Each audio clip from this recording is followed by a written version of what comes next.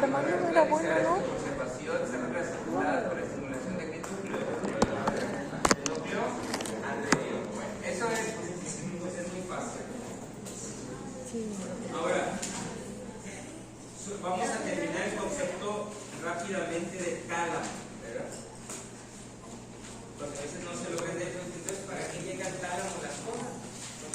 ¿Por qué se debe tálamo? Entonces, interesantemente, en las neurociencias hay una ley que se llama segregación e integración. ¿Qué significa eso? Y eso lo usa mucho el tálamo. Segregación e integración.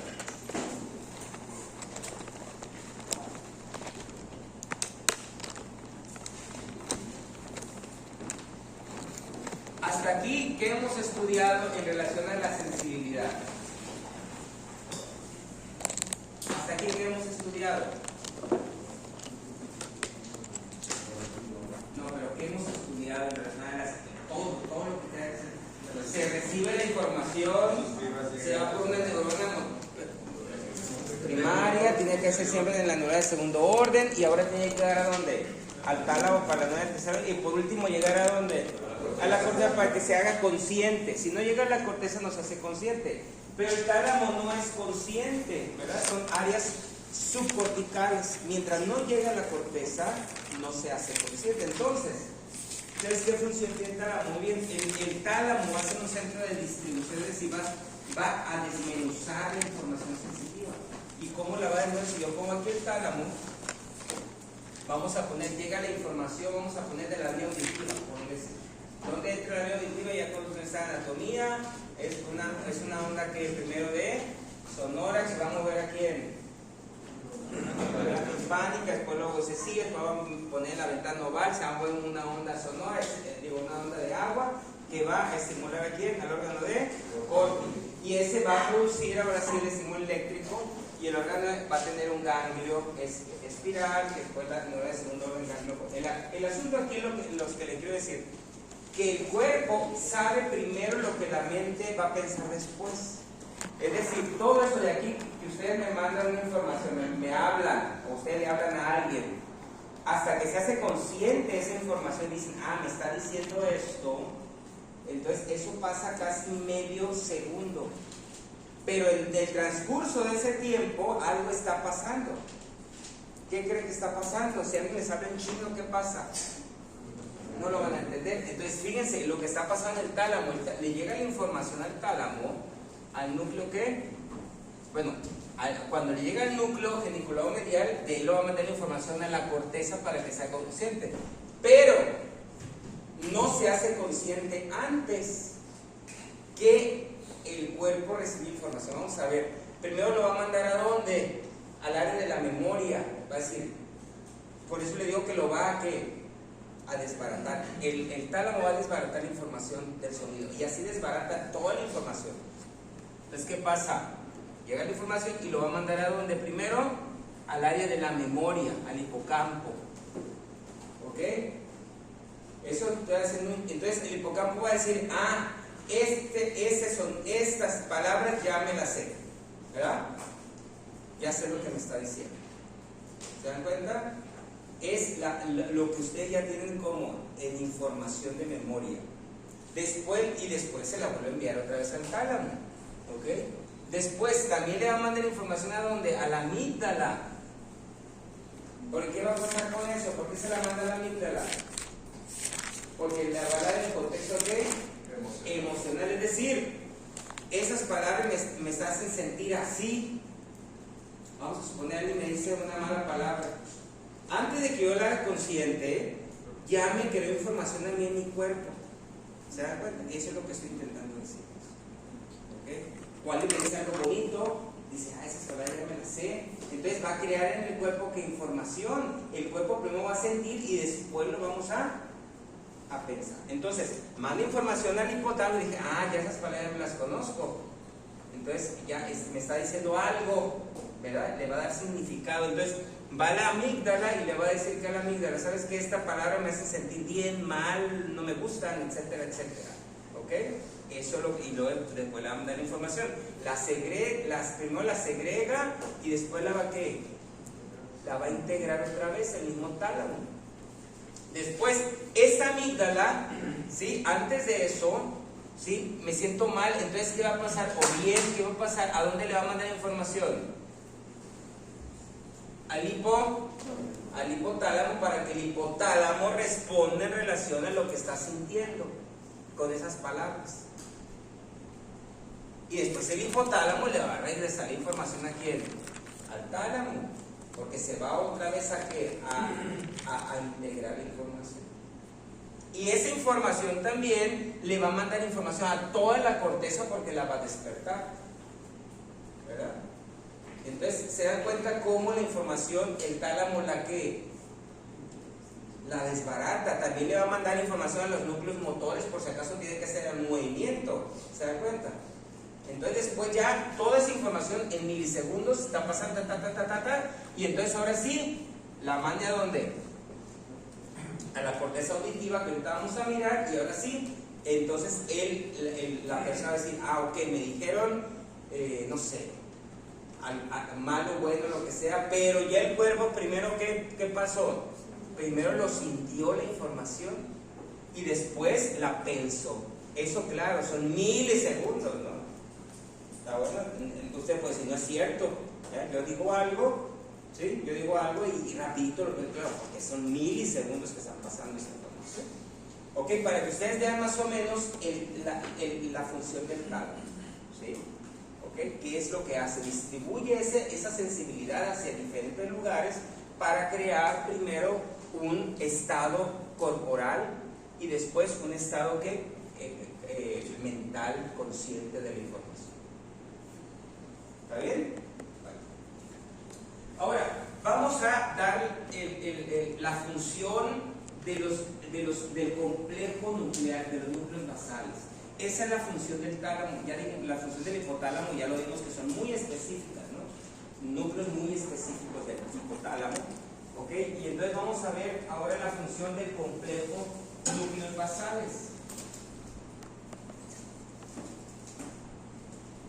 Esta información ya la teníamos, ¿verdad? Ya la tenemos esta información en la cabeza. ¿Sí? Ya tenemos este complejo. ¿Ok? Ya la tenemos. La corteza le va a dar información al caudado putamen. Después el caudado putamen ¿cómo se llama? Se relaciona con quién? La sustancia negra, ¿verdad? Después le manda información, después recibe la información del tálamo del globo pálido y después sale la información. ¿Qué está pasando con todo eso? ¿Okay? Muy bien. Ese es para mí la forma más complejo que realmente cuando nosotros entendemos esto, entonces nos podemos ir realmente a la información de qué está pasando. Eso ya lo vimos también. Es lo mismo, ¿sí? Las funciones que están allí, como ustedes pueden ver, los circuitos motores cognitivos y límbicos. Y entonces vamos a ver esta información. Tiene dos vías los ganglios basales. Fíjense, la vía directa. Si nosotros pensamos, aquí voy a poner para que lo vayamos viendo allí y lo veamos viendo aquí.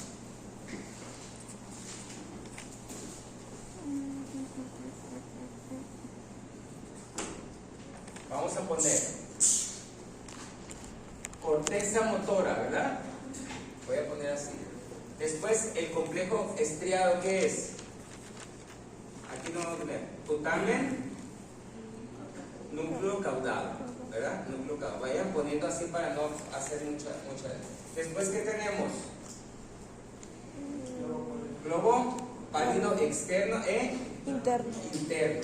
Después aquí vamos a tener el tálamo con núcleo ventral anterior y núcleo ventral lateral. ¿Ok? Al tálamo. Acá vamos a poner al sustancia negra y acá vamos a poner al subtálamo. ¿Ok? Así. Es el complejo, ¿no? Ok, entonces, la vía directa, el globo pálido siempre tiene al tálamo inhibido en la parte motora. Eso es muy importante. Voy a poner esto en verde. Esto siempre está ¿qué? Es decir, lo está controlando, no te muevas. O sea, si no tienes por qué moverte, no te muevas, ¿verdad? Está como inhibido. ¿Por medio de qué neurotransmisor creen que es? El GABA. Pues muy bien, está inhibido, ¿verdad? Está inhibido, siempre lo tenemos inhibido. Si vamos a hacer un movimiento, tenemos que desinhibir la parte interna del globo pálido, ¿sí? Esa es la idea. Entonces, la vía directa, si ustedes se ven allí, lo que queremos es aumentar, ¿sí? ¿Cómo se llama? Inhibir al tálamo para que el tálamo pueda liberar a la neurona motora superior. Entonces, ¿qué vamos a hacer? La corteza motora le manda información aquí al putamen núcleo caudado. Esa es una información excitatoria, o sea, positiva. ¿Qué neurotransmisor va a usar? ¿El que más usa? El glutamato. Muy bien, glutamato. ¿Ok? Pero como es una vía directa, esa información se la va a pasar directamente a ¿quién?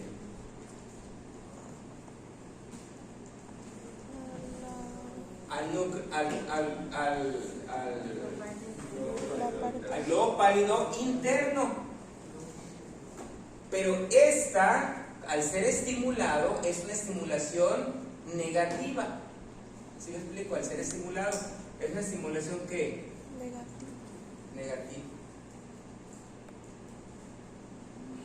Entonces, al ser una estimulación negativa, ¿qué está haciendo? Inhibe ¿qué? A la inhibición. Entonces, ¿qué va a hacer? Va a liberar a la neurona motora. No es que la está eliminando, va a bloquearla. Entonces, ¿qué va a pasar con la neurona motora? Entonces va a decir, ahora sí muévete. ¿Sí me explico? Ok, muévete de la manera, etcétera, etcétera, etcétera. Ok. Y entonces, el núcleo, ¿qué función va a tener en la vía directa la sustancia negra? Pues la sustancia negra lo que hace es mandar información aquí al globo pálido y putamen, una vía excitatoria también, ¿sí? ¿Ok? Porque hay D1 y D2, hay receptores de 1 y 2. El D1 es excitatorio. Claro, este va a usar ¿qué? Dopamina, claro, dopamina va a usar, ¿ok? Y entonces, al usar dopamina, va a estimular ¿a quién? Al D1 para excitarlo, para estimular. ¿Y cuál va a ser el efecto?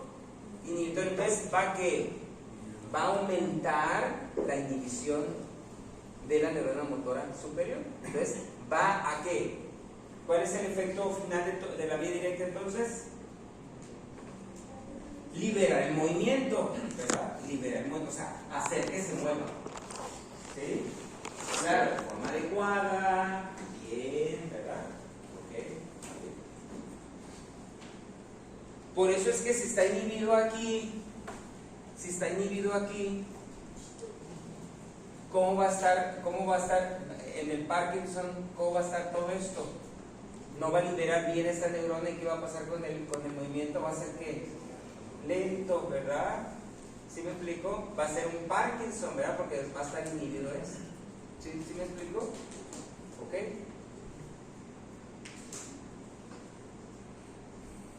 Ok, esa es la vía directa. Allá está. Vamos a ver en el esquema. A ver si es cierto.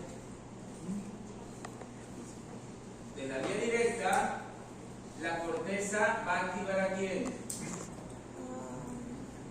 ¿A quién?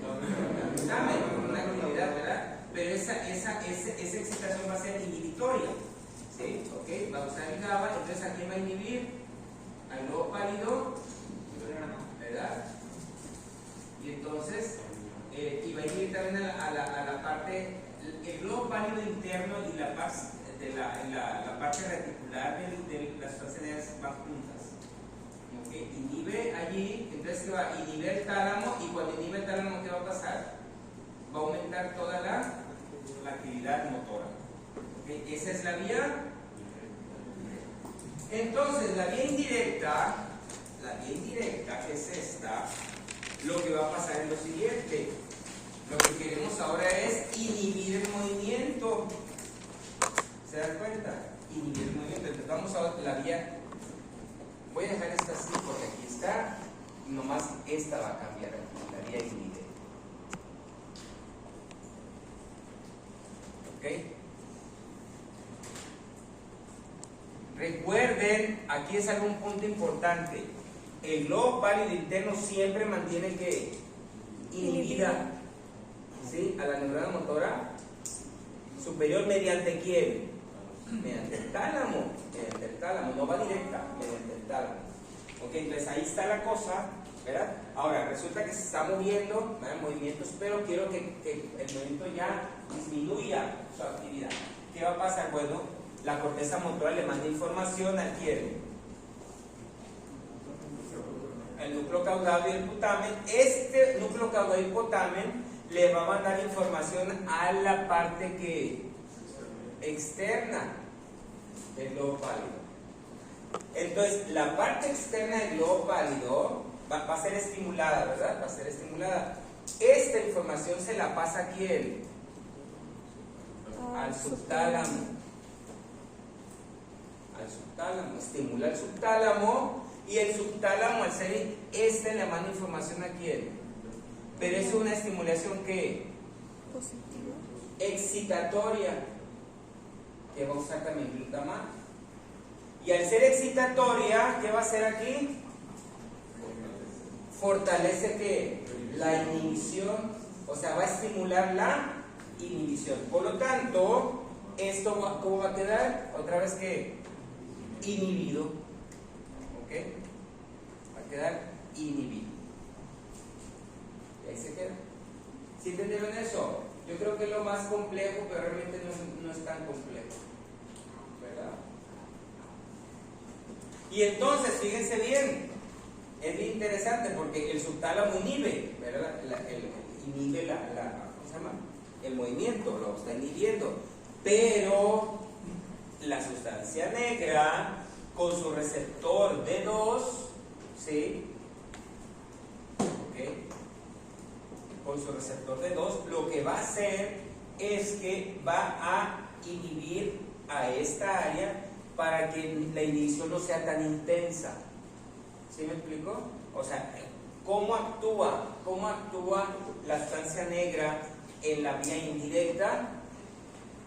Intentando que la inhibición no sea tan intensa. ¿Okay? Por eso es que estos son controles, se controlan entre ellos mismos. ¿Sí? El subtálamo dice, yo inhibo a todo, ¿sí? ¿Verdad? Yo paro el movimiento, pero no, yo no quiero que pare totalmente, quiero que sea un movimiento lento, tranquilo. Entonces, ¿quién entra? La sustancia negra con su receptor D2 que va a ser inhibitorio. ¿Ok?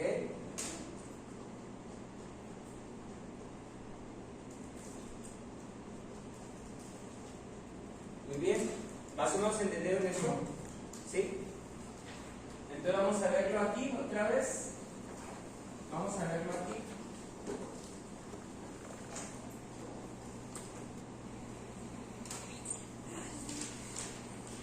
La corteza activa el putamen.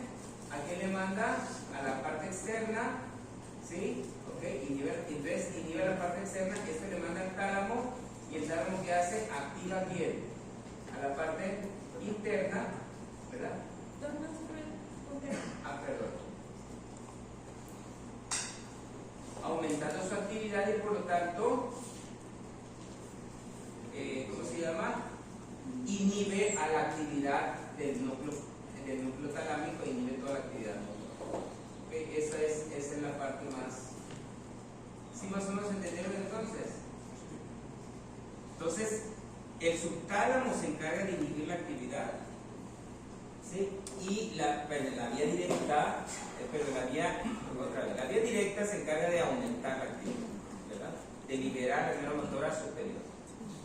¿Ok? Y la vía indirecta se encarga de inhibirla. Entonces, el control de estas dos, el movimiento se va a hacer adecuado, ¿verdad?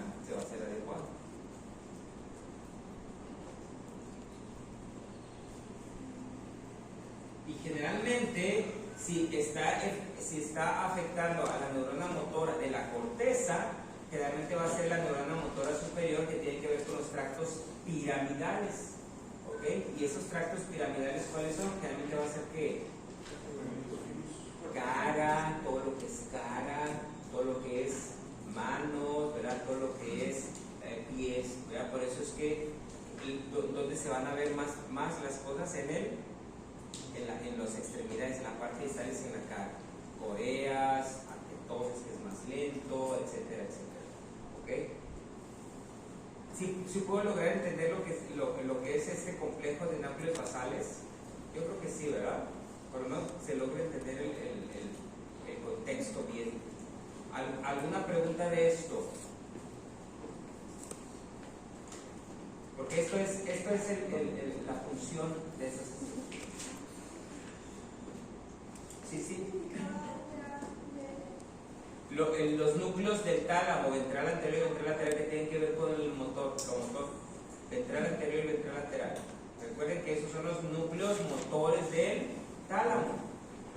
¿Ok? Los relevos motores del tálamo.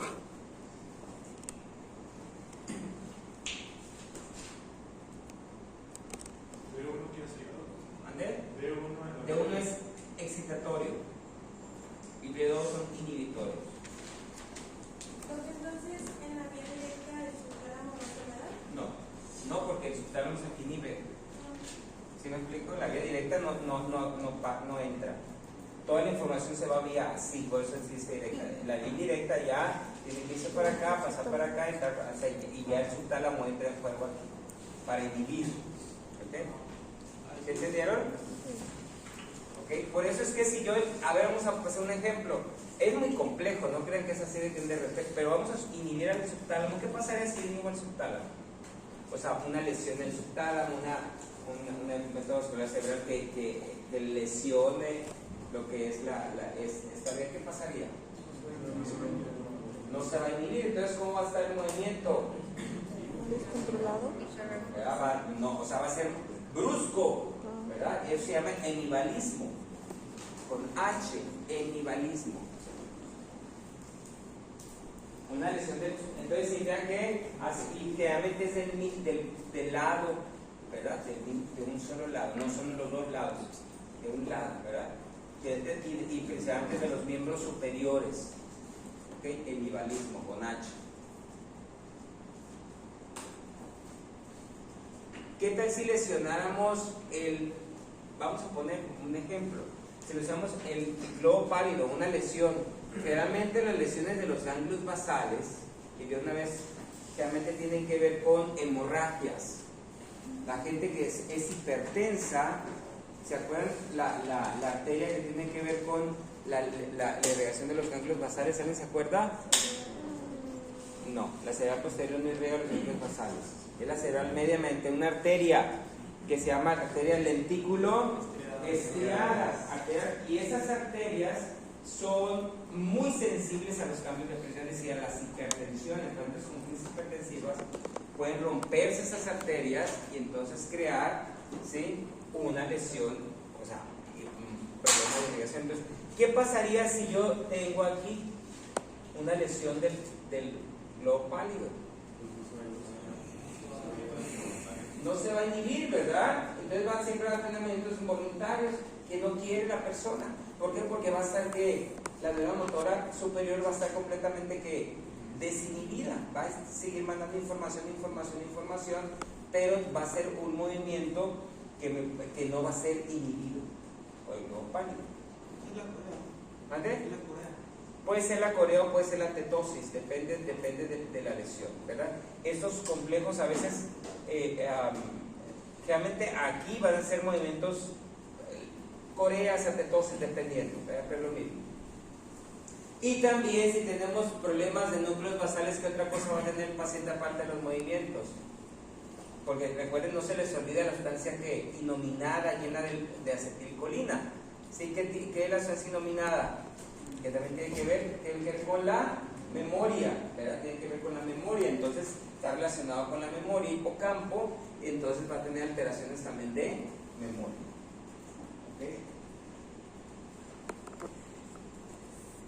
Sí se puede entender esto. Es así. Ya podemos lograr entender. Esto cada vez que ustedes lo vuelvan a ver va a ser más fácil. Pero por lo pronto saber. Vía directa es para qué? Facilitar el movimiento. Vía indirecta para hacerlo más lento, pues. ¿Sí me explico? Hacerlo más lento. Entonces, cuando todo eso está trabajando perfectamente, pues hacemos los movimientos que ustedes hacen, escribir adecuadamente, mover la cabeza, etcétera, etcétera, etcétera. ¿Okay? Con la intensidad que se debe hacer, etcétera. ¿Ok? Muy bien.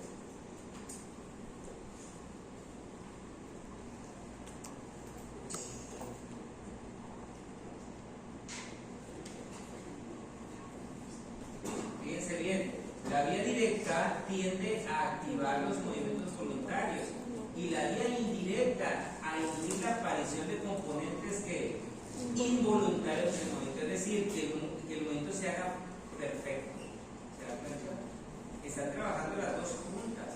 Es decir, yo voy a hacer un movimiento, voy a agarrar mi pluma, pero tiene que ser sin ningún movimiento involuntario incorrecto. ¿Se dan cuenta? Entonces corrige la vía indirecta para que el movimiento sea perfecto. ¿Ok? Eso es lo que está intentando decir. Entonces una de las entre las dos produce los movimientos. No es que una esté primero trabajando una, que no trabaja la otra, están trabajando los dos que en conjunto, de tal manera que el movimiento que ustedes están haciendo se haga muy bien. Eso, no sé, me suena a lo que había dicho anteriormente en cuanto a neurona motora inferior, las células de Renshaw. No sé si se complementa eso, porque había mencionado de que estas células, juntas con las del gamma, inhiben a lo que es el músculo. Bueno, lo que pasa es que la información la está trayendo la nueva motora superior, después esa le pasa a la nueva motora inferior del movimiento. Ella supone que, y claro, todas esas células de alguna manera están controlando en forma local, ¿sí? Los movimientos en forma local. Si hay alguna situación, ya lo controlan. Las células de Renshaw lo que son es que van a inhibir la periferia para que el movimiento se concentre en la fibra que le toca. Porque si no, imagínate llegar a todas las... No, pues no, el cuerpo no pierde energía. Si tú vas a hacer un movimiento, se van a mover los músculos que le corresponden. Y los de la periferia van a disminuir para que no se pierda energía. ¿Okay? Si tú agarras este lápiz, voy a poner un ejemplo, entonces tú no agarras sólidos así, ¿verdad? Sino que se niven los laterales para que se haga el movimiento adecuado y no pierdas energía. Es una maravilla, ¿verdad? Esto. Muy bien. Es una maravilla. Mande. Sería como que primero actúa la vía indirecta para actuar en el globo pálido y que se deje de enviar para que el tálamo funcione, pero ya que se empezó el movimiento, entonces actúa la indirecta para regular el movimiento y que no sea excesivo. Así es, así van todos juntos, todos en equilibrio. Todos trabajando en equilibrio. Muy bien. Párense y estírense un poco para que se desaburran, estírense. No se vayan ni que estírense, ¿no? Pero si no se les estiró este día, estírense, levántense. No es real esto. Cambia la actitud, cambia la actitud. Levántate, Juanca, levántate.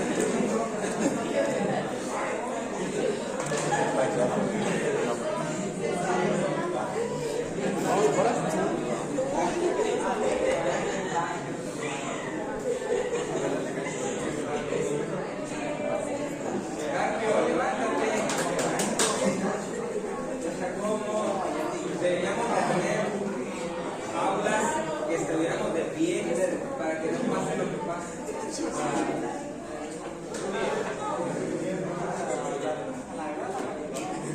Para que le circule la sangre. Muy bien. Ok. Ahora vamos a seguir. Muy bien.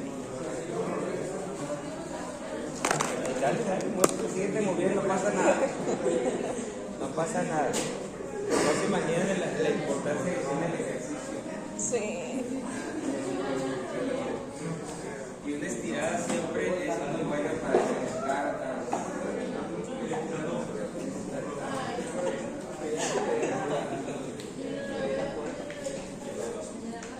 Bien. Alejandra.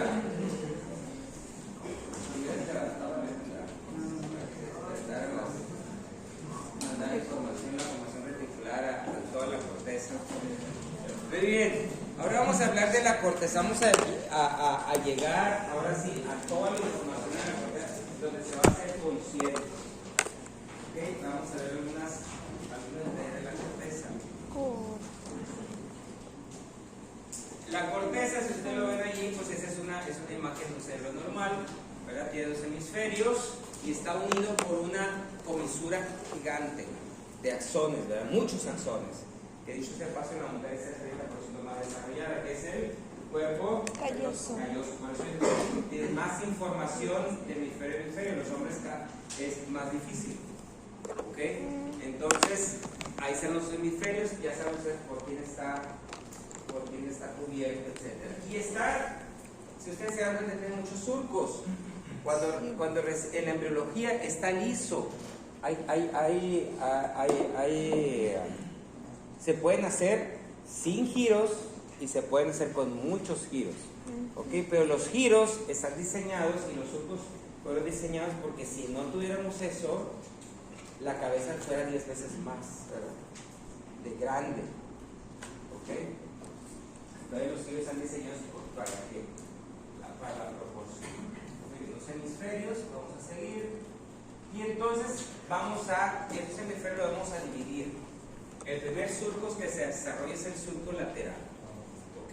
Ahí lo vamos a ver, ya les voy a poner. Y después lo vamos a dividir en lóbulos. ¿Verdad? Primero es el surco lateral, que va a dividir el lóbulo frontal y parietal del lóbulo temporal. Surco Lateral. temporal. Después tenemos el surco parieto-occipital, que es este que está aquí. No se ve cómo sale. Ahí está. Surco Parieto. temporal. Perdón, surco lateral. Sí. Después tenemos el surco Occipital. parieto-occipital. El surco parieto-occipital va a dividir al parietal del occipital y del temporal.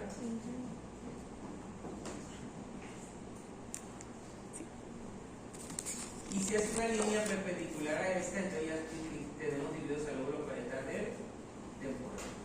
Vamos a ver una vista medial. Bueno, me faltó el surco central. Aquí está el surco central, ¿sí? Que va a dividir al lóbulo frontal del parietal. Esos son los surcos principales, ¿verdad? El temporal, el lateral, el surco central, el surco parieto Occipital. Muy bien. Después de eso, vamos a tener más surcos. Aquí los pueden ver ustedes. Tenemos el surco central, aquí está. Del surco central vamos a tener dos surcos, uno anterior y uno posterior. El surco precentral, vayan haciendo un dibujito para que no se les olvide, y el surco poscentral. Entonces allí se van a formar ya dos giros. El giro precentral, que va a ser el giro motor, que va a ser el área 4 de Brodmann, y el giro poscentral, que va a ser la corteza sensitiva primaria. El 4 de Brodmann va a ser la corteza primaria.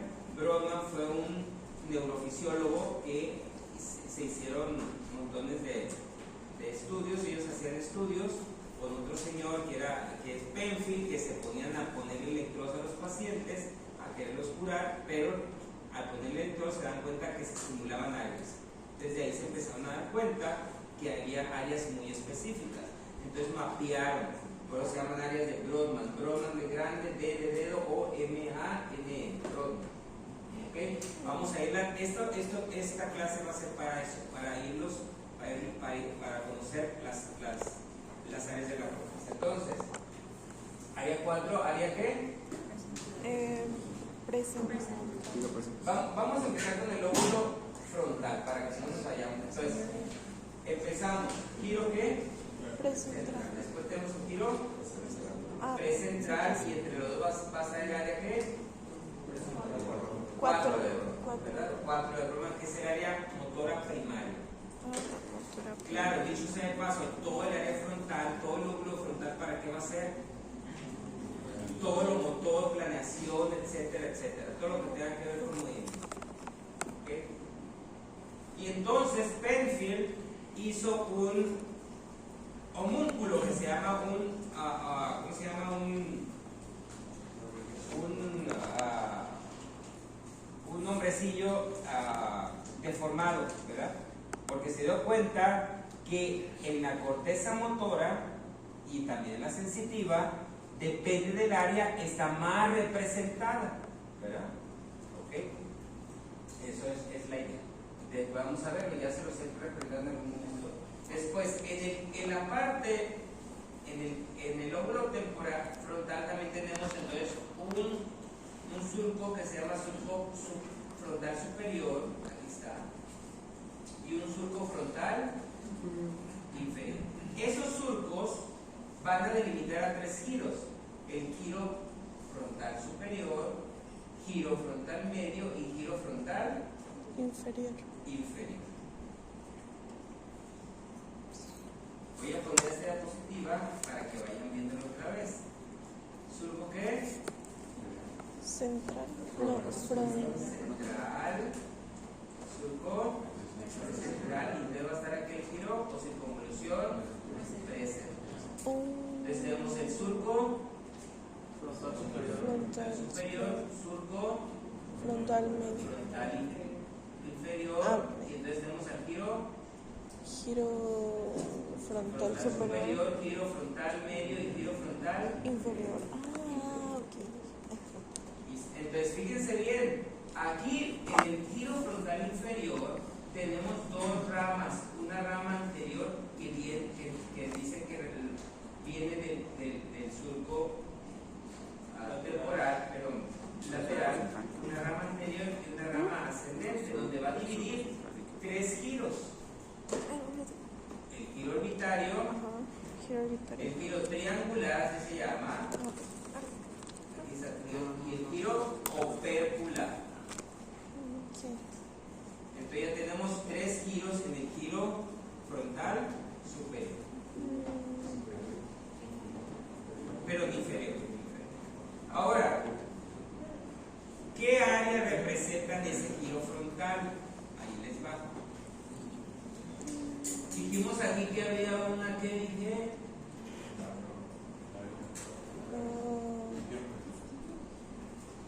Marcador. Un color, lo voy a poner en negro. Bien, entonces este va a ser, ese es el surco. ¿Por qué no se ve? No, muy chiquito.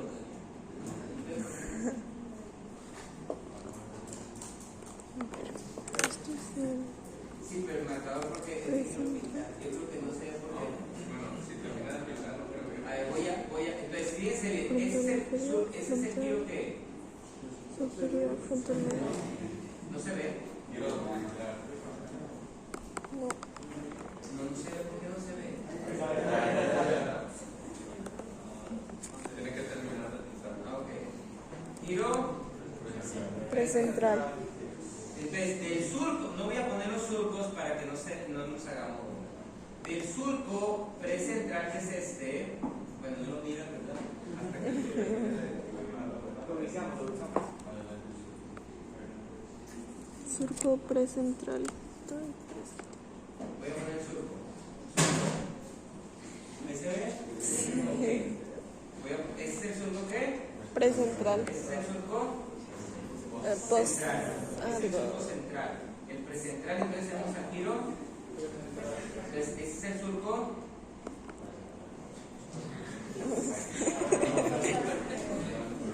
Este es el surco Frontal superior. Esta es la rama del surco lateral. ¿Ok? Bien. Entonces ahí tenemos ya los giros.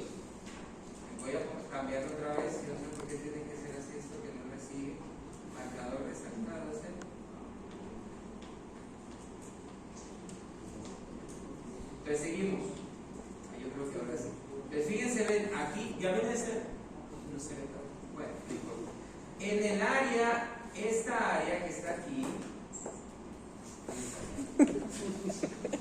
¿Sí la miran? Este va a ser el área 6 de Brodmann. Enfrente, perdón, anterior al giro precentral. Es el área 6 Área 6. de Brodmann. Área 6. Sí. Esa área 6 es el área motora suplementaria. ¿Eso qué significa? Ya con estudios que se han realizado, significa que cuando uno empieza a pensar un movimiento, se prende esa área. ¿Sí? Entonces esa es la planeación de los movimientos. Entonces cuando ya lo realiza el movimiento, se mantiene activa, pero también se va a mantener activa con el área 4. ¿Se dan cuenta? Esa es la idea. Después, aquí en esta área, voy a pintar otra área aquí que está aquí, que agarra el giro superior y medio. ¿Sí lo ven? Sí. Ese es el área 8. ¿Sí? Ese es el área 8 de Brodmann. Ese se llama campo visual frontal o de los movimientos conjugados. Movimientos conjugados. ¿Eso qué significa? Vamos a hacer un ejercicio aquí. Si yo quiero, fíjense bien, si yo quiero mover mis ojos hacia arriba y hacia abajo, se me van a activar mis dos cortezas. ¿Ok? Hacia arriba y hacia abajo. Castillo. Si yo quiero mover mis ojos hacia la derecha, se me va a activar mi corteza izquierda. ¿Ok? Y viceversa. ¿Ok? Otra vez, quiero ver para el frente y hacia arriba y hacia abajo. Tengo mis cortezas activas, ¿cuáles? Las dos. Pero si yo veo hacia acá, corteza Izquierda. y acá, Corteza derecha. ¿Okay? Eso tiene importancia, porque si yo tengo un accidente vascular cerebral que me comprometa mi corteza derecha,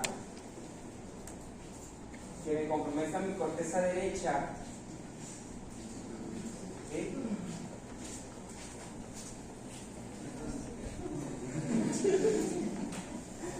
Mi campo visual frontal derecho, ¿qué va a pasar con el paciente?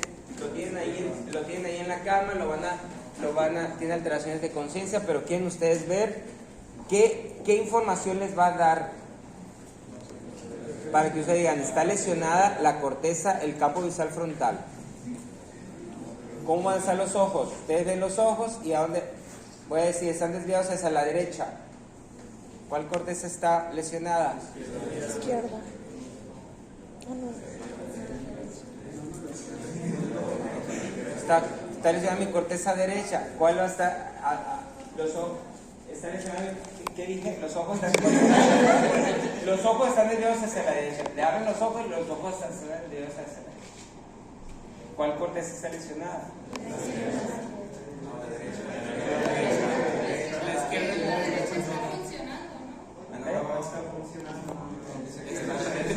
tengo mis ojos desviados hacia la derecha. Ahí está el paciente así.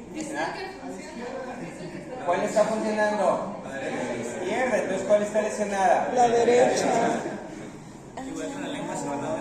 Igual.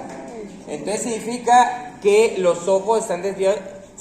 Está focalizado, así está focalizado el paciente. ¿Por qué? Porque me está diciendo para dónde tengo mi lesión. ¿Se dan cuenta? ¿Sí entendieron eso? ¿Ok? Muy bien. ¿Lo puedes explicar de nuevo? ¿Cómo?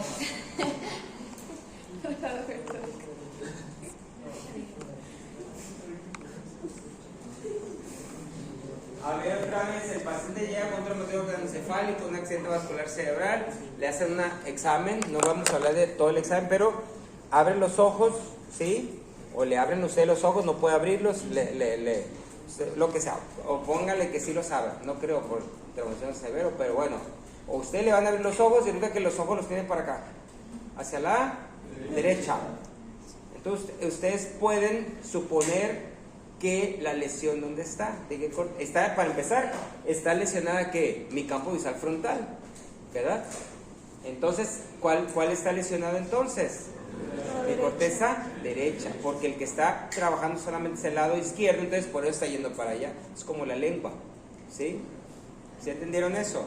Entonces el paciente está focalizando. Muy bien. Ahora, tenemos otras áreas que son importantes en la parte anterior, que es el área prefrontal, 9, 10, 11 y 12. El área prefrontal, principalmente la parte dorsolateral, que es esta que está aquí, no la voy a, que es esta que está aquí, 9, 10, 11 y la parte medial, 12. ¿Okay? Eso tiene que ver, el área prefrontal, pues ahora sí que es la corona, ¿verdad? La joya de o sea, lo más importante, porque ahí está todo, principalmente la parte dorsolateral tiene que ver con motivación, atención, planeación, toma de decisiones, etcétera, etcétera, etcétera, etcétera. Y todas se traslapan, pero se ha estudiado que esa parte es la que tiene todo eso. ¿Okay? Concentración, enfoque, etcétera, etcétera, etcétera, etcétera. ¿Okay? La parte, y tiene tres áreas, la parte dorsal, ahorita vamos a ver la parte inferior, o sea la parte orbitaria y la parte más medial. La parte orbitaria tiene que ver con lo que es el control de las emociones, ¿verdad? La parte orbitaria del área prefrontal. ¿Eso qué quiere decir? ¿Cómo se dieron cuenta de esto? Que un paciente que tuviera ciertas alteraciones ahí era muy agresivo, se volvían muy agresivos, ¿verdad? Dicho sea, pase arbitral tiene receptores de testosterona, por eso los hombres generalmente son más agresivos. ¿Okay? Allí es el control de las emociones. La amígdala es la que siente, ¿verdad? Pero la área que encargada de controlar la base del área prefrontal, su área orbitaria. Y tenemos en la parte medial, ese tiene que ver con el humor, o sea, con la ¿cómo se llama? Con las de cómo me siento, ¿sí? ¿Okay? Muy bien. Ahora, aquí tenemos dos áreas también, estas dos áreas que están aquí, esta y esta, dos giros. El giro triangular y el giro opercular. ¿Ok? Ahí está. Estas áreas son las áreas motoras de la habla. Área 44 y 45. 44 y 45. ¿Ok? Se llama área de Broca. Toda la vida la van a escuchar como área de Broca, ¿verdad? Sí. Es el área motora del habla. Articular palabras, articular. Carpio, ¿tienes mucho sueño? ¿Y eso tú qué? Y estás cantando nada.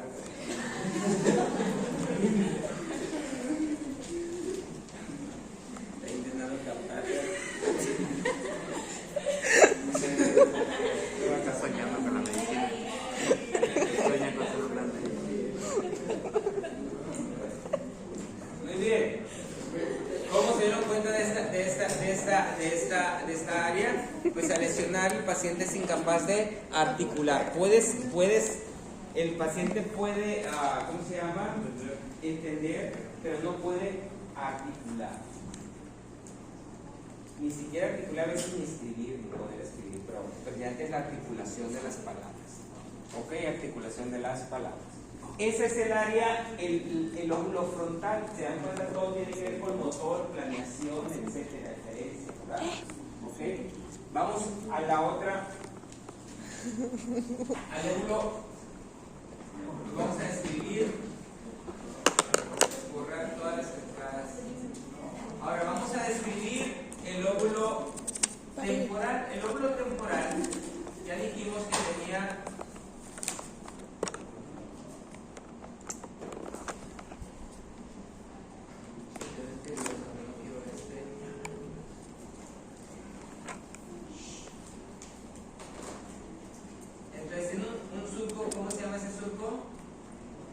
Lateral. lateral. Tenemos otro surco que se llama surco temporal Superior. superior, surco Temporal inferior. temporal Ah, no, temporal medio. Medio. medial o medio. ¿Ok? Muy bien. Ok, ahí tenemos los dos surcos, surco temporal superior y surco temporal inferior. Y va a dividir a tres giros, ¿verdad? Giro temporal superior, giro temporal medio y giro temporal inferior. Si ustedes se dan cuenta, estos giros van a seguir, ¿verdad? Van a seguir hacia atrás Ajá. con los lobulillos parietales, se van a relacionar con el lobulillo parietal. Aquí está. Lobulillos parietales. Y esa circunvolución pequeña se va a llamar circunvolución supramarginal y la del giro medio se va a llamar circunvolución angular. Aquí está. ¿Sí los mira? Angular. Aquí está. La circunvolución temporal se va a ir hacia la parte parietal, llamando circunvolución como supramarginal. Supramarginal. Y medio se va a ir también hacia la parte posterior y llamándose circunvolución angular. ¿Okay? Muy bien, ahora el giro central, el surco central, aquí lo tenemos. Voy a poner los surcos primero, ¿verdad?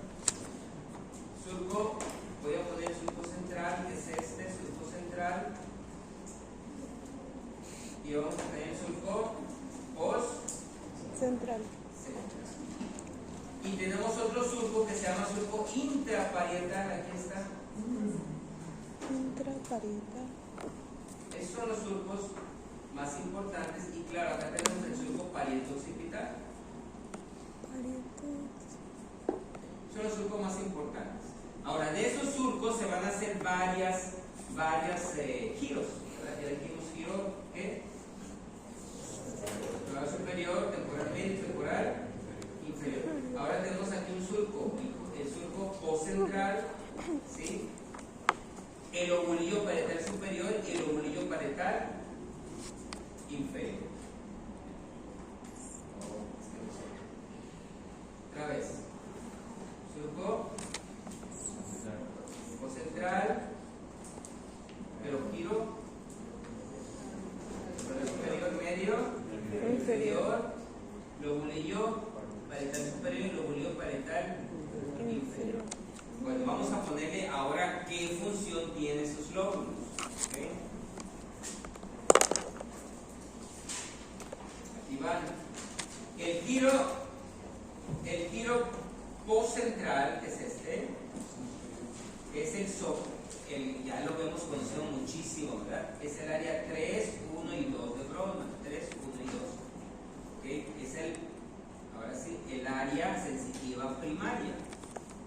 Área sensitiva primaria.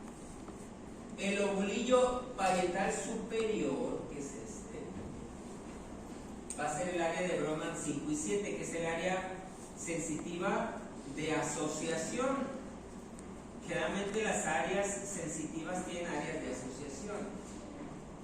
Ok.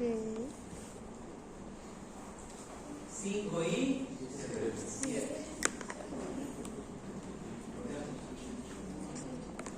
7. 5 y 7. 3, 1 y... Ok, muy bien. Ahora tenemos otra área que es el área auditiva primaria, que es justamente en esta parte temporal. En la parte temporal. Auditiva. Es el área 44 y 45. Sí. A ver, 41 y 41. 41 y 42. 44 y 45 son las áreas motoras. 41 y 42. Pero también tenemos un área de qué? Un área de qué? De asociación, que es el área 22. Esa área de asociación es el área de Wernicke también. Llévenselo el nombre. Wernicke. Cacheca, Huernique. Esa área de asociación, vean que esa área es bien interesante, porque no nomás es esa, sino que integra toda la información sensorial para que podamos tener una comprensión de lo que se escucha, ¿verdad? Hasta también comprensión de lo que se mira. ¿Okay? Esa área es el área 22, es el área de asociación. Es decir, todo lo que ustedes escuchen, todo lo que ustedes vean, o sea, que tenga que ver con lectura, que tenga que ver con, tiene que ser codificado en esa área y darle una comprensión. ¿Cómo se dio cuenta de esta área? Que el paciente puede hablar fluidamente, pero no puede entender, está hablando otras cosas, ¿verdad? Oye, ¿cómo estás, perro?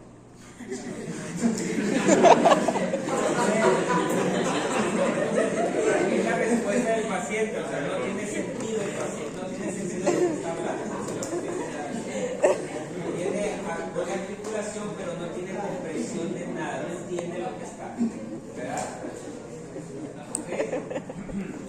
Y en esta área también tiene que ver las cosas que uno no está logrando entender. Por eso en esta área es muy importante de la comprensión del lenguaje y de la lectura.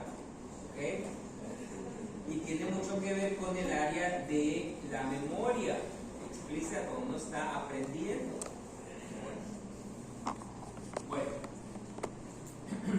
ahora en el lobulillo parietal inferior, en eso tenemos otras áreas, que es el área 40 Parietal inferior. y 39. Por eso esta área está muy relacionada con el área de Wernicke. ¿Por qué? Porque esto tiene que ver con la lectura, tiene que ver con las matemáticas, el cálculo. 40 y 39, 39 y 40.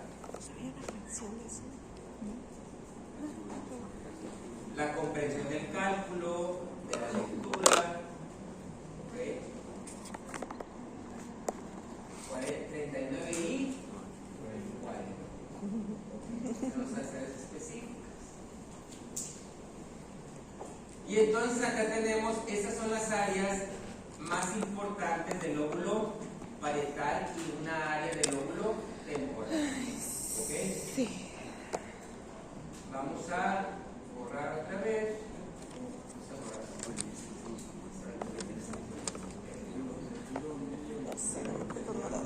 No, eso es ella más adentro, más profundo. Esto es con el sistema límbico y con el área motora. Vamos a seguir.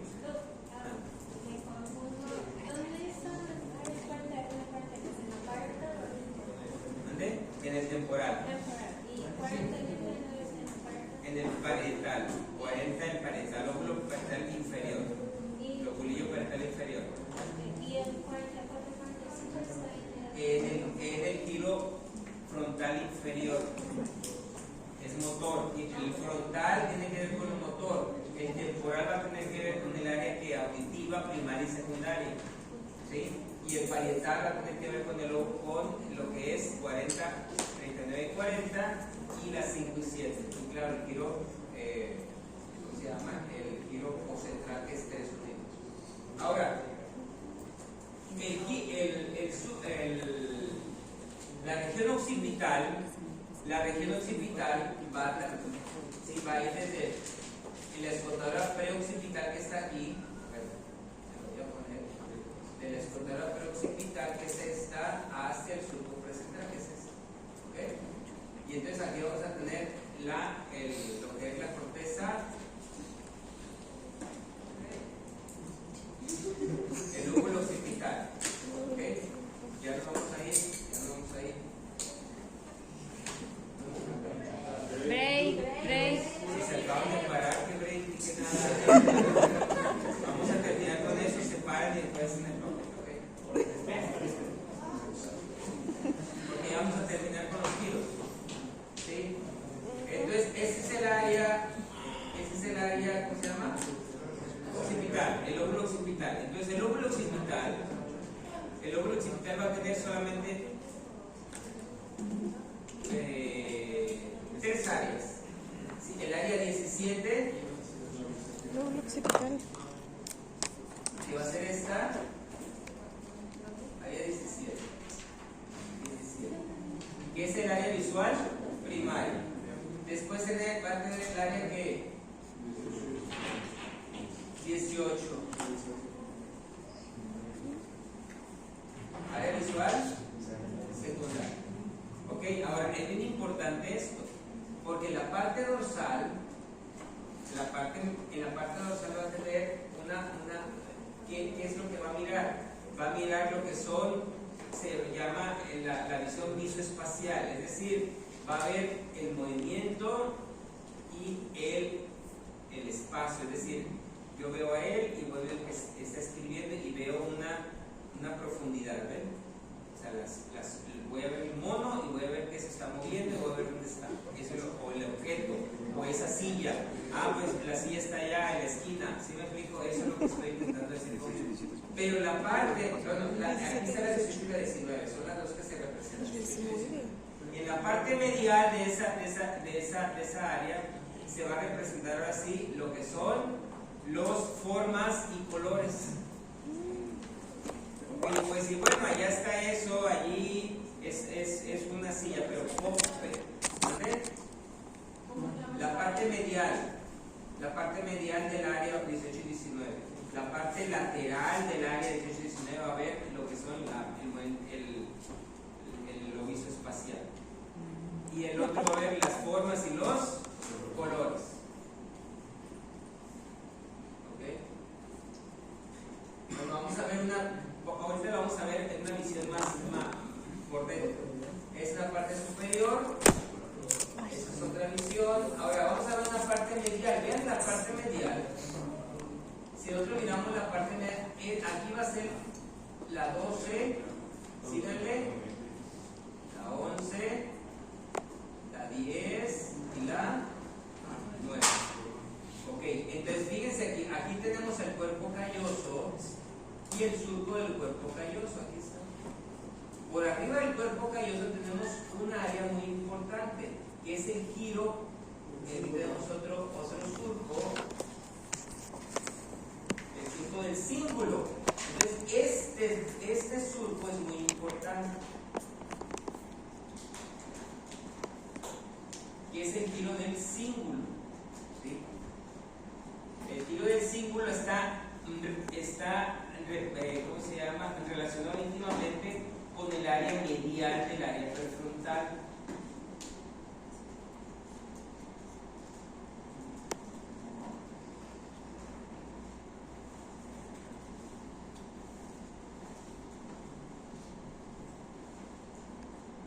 Entonces tiene que ver con que le va a dar expresión a las emociones, ¿verdad? Expresión a las emociones. ¿Qué más tenemos aquí? Bueno, aquí, si ustedes pueden ver aquí tenemos el giro precentral, ya lo conocíamos. Aquí tenemos el pequeño giro central, ¿sí? Y aquí tenemos un surco que se llama surco marginal. En esta área va a estar representada lo que es del cuerpo para abajo, ¿verdad? Principalmente lo que son los esfínteres. Esta área, que tiene representación con la área motora, el área 4, ¿verdad? Este lobulillo paracentral.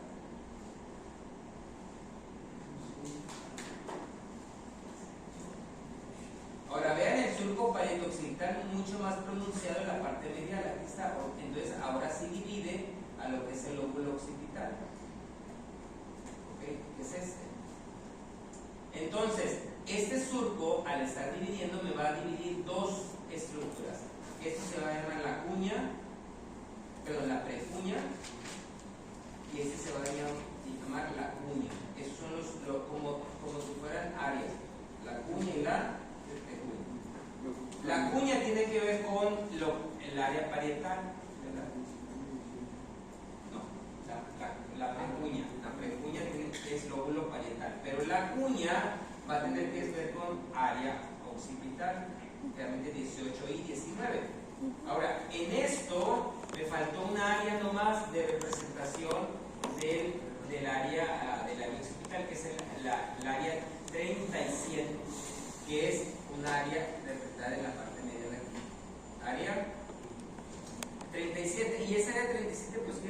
representa? Lo que va a representar es ¿cómo se llama? Las imágenes de las caras. ¿Ok? Es el que reconoce caras. Área 37.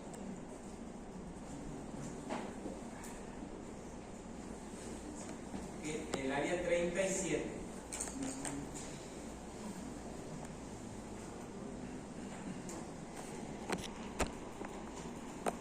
Ahora, nos vamos para abajo, en la parte inferior, y también tenemos aquí surcos, ¿ven? Sí. Aquí nomás les voy a... Hay muchos surcos, hay un surco en H aquí, ustedes ven aquí circulación recta, hay varios surcos. Aquí lo que está representando prácticamente es el área prefrontal, ¿ok? La parte orbitaria, que es esta, y la parte medial, ¿ok? ¿Parte qué? Orbitaria y parte medial. Ahora, vean ustedes aquí, estos surcos están aquí. Aquí hay un surco que se llama surco colateral, que es el más importante que voy a resaltar. Todas esas áreas ya están un poco más difusas, pero por dentro del giro colateral va a haber un surco, que es un giro, que es el giro parahipocampal. Ya empieza como que a agarrar sentido eso. Puro del surco del parahipocampal, que se va hacia adelante, y va a formar la corteza. Esta parte anterior se llama corteza entorrinal. Y después va a terminar en una pequeña representación que se llama el uncus. El uncus es donde está la amígdala. Esas áreas son el área 28 y 34. 28. Y entonces allí es el área motora olfatoria. Es el área olfatoria. 28 y 34. Y claro, tiene que ver, ese es el área olfatoria, ¿verdad? Sí.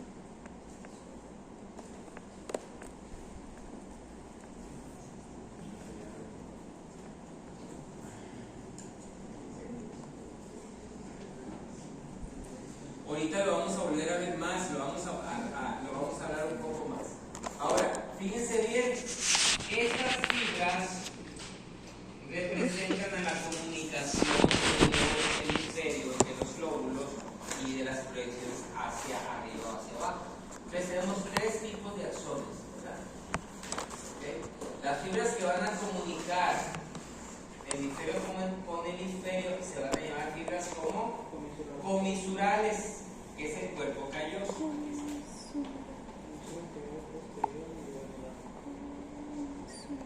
Aquí está el cuerpo calloso. El cuerpo calloso tiene un pico, ¿verdad? Aquí está. Tiene una rodilla, tiene un cuerpo y tiene un rodete o esplénido, ¿verdad? En la parte más posterior del cuerpo calloso. Y son fibras que van a comunicar los hemisferios. Después tenemos fibras que van a comunicar entre los lóbulos. Desde el frontal se comunica hasta la parte occipital, etcétera, etcétera. Y eso se van a llamar fibras de asociación. Son puros axones, ¿se dan cuenta cómo se están comunicando entre el lóbulo y lóbulo? Y también tenemos otras fibras que van a subir y bajar. Y esas fibras van a subir y bajar por una estructura que se llama corona radiada y cápsula interna, ya lo hemos conocido. Ellas se llaman fibras de proyección. ¿Ok? Entonces vamos a ver las fibras acá. Estas fibras que son las que suben y bajan por la corona radial y cápsula interna. De proyección. Fibras de proyección, ¿verdad? Todas estas fibras de proyección. Se proyectan hacia dónde? Hacia la corteza y se proyectan hacia abajo. Fibras de Proyección. fibras que se comunican entre los lóbulos, fibras de Asociación. lóbulos, asociación. Y las fibras que comunican los hemisferios comisurares. Entonces aquí tenemos a la cápsula interna. Cápsula interna. Aquí tenemos a la cápsula interna, su brazo anterior, su rodilla y su brazo posterior. el brazo anterior solamente va a comunicar estructuras intracerebrales. Van a ser prácticamente fibras de asociación, o sea, donde van a ir, no se van a proyectar hacia la médula. Okay, eso es lo que estoy intentando decir, no se proyectan hacia abajo. En cambio, las fibras de la cápsula posterior, si esas sí van a ser fibras que van a subir y van a bajar. ¿Verdad? Estas fibras, ¿cómo se llamarían? Fibras de asociación, ¿verdad? Las fibras que suben van a ser fibras de proyección. Y entonces ahora aquí tenemos otra vez lo mismo. ¿Ok? Otra vez lo mismo. O sea, en todas las áreas de Brodmann representadas. Todas las demás áreas que están representadas y que no tienen me falta un área que es esta, el área 43. Es el área del busto, el área 43. Área del busto. Si ustedes se dan cuenta, está en el que, en el giro que central, porque es sensitivo, ¿verdad? Área del busto. Entonces, para terminar, podemos repasar, jóvenes, las áreas 9, 10, 11 y 12. A ver, Carpio, tú es que estabas captando así como en la estabas en trance.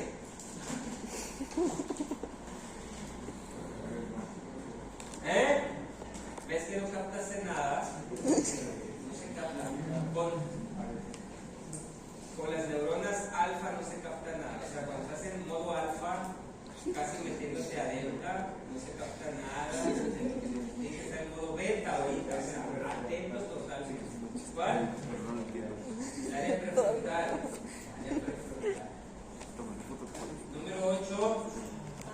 Castillo.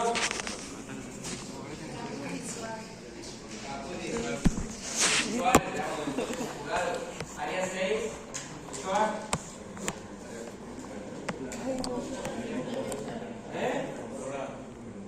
Doctora suplementaria. Área 4, más fácil. Primaria. 3, 1 y 2. 43. 5 y 7. 69 y 40.